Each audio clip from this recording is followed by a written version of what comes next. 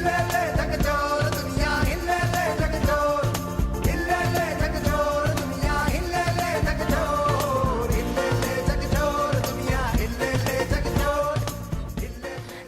secularism is very vital for the structure of the Indian state.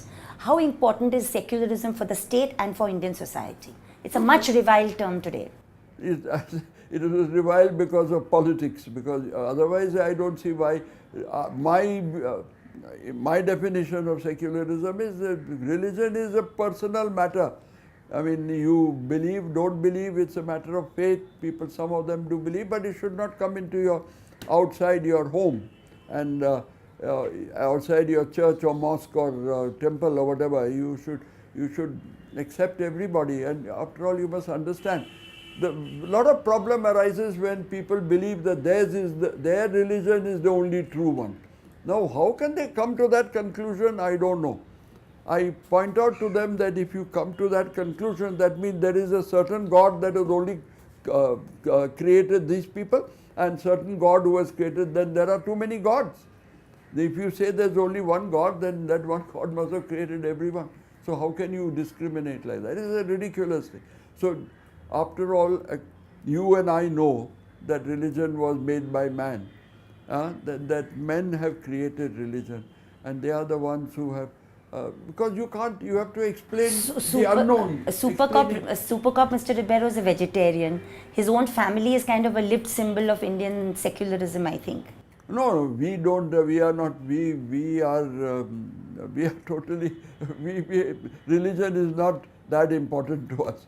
We are, except that it keeps us on the right path, and that we are committed to justice, to equality, to compassion, to love. That is what religion. So your family also has members of all communities?